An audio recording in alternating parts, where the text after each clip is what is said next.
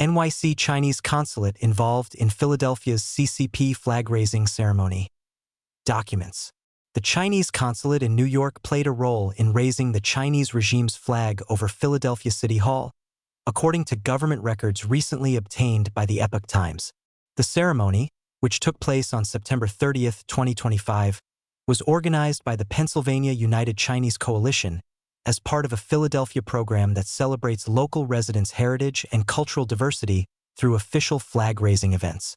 At the time, the ceremony was meant to commemorate the Chinese Communist Party's National Day.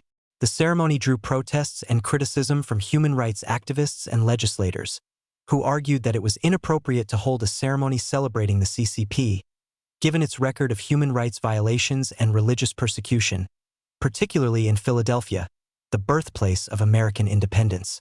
Documents that the Epoch Times obtained through a Pennsylvania right-to-know law request shed light on the involvement of the Chinese Consulate General in New York. One of the documents, an event application to Philadelphia's Office of Immigrant Affairs, includes a question asking the applicant whether the proposed event will be coordinating with an embassy, consulate, or city council member. Wang Yuming, also known as Michael Wang, the coalition's honorary chairman, completed the application and answered the question by checking yes, I will be coordinating with, and writing the Chinese Consulate General in NYC. The Pennsylvania United Chinese Coalition states on its website that it was founded in 2017 and that its mission includes enhancing cultural exchange between China and the United States. The House Select Committee on the CCP said the coordination between the organizer and Chinese consulate officials underscored concerns it has repeatedly raised about the CCP's influence in the United States. This is not just about symbolism. It's about how Beijing uses access, partnerships, and community organizations to expand its influence inside the United States, the committee wrote in a post on X in April. American cities must remain vigilant against foreign influence operations masquerading as cultural exchange.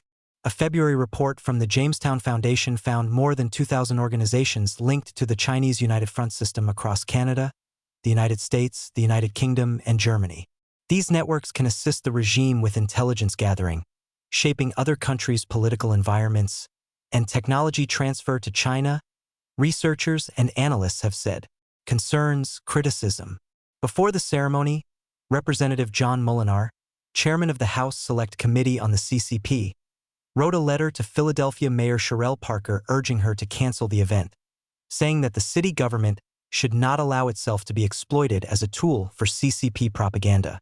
Representative Ro Khanna, the committee's ranking member, similarly voiced opposition to the event. The only flag that should be going up there is the American flag, Khanna told Fox News at the time. The Communist Party, as you know, did so much harm. The Great Leap Forward led to famine. The Cultural Revolution led to huge violations of human rights. Local residents and human rights advocates also urged that the event not go ahead.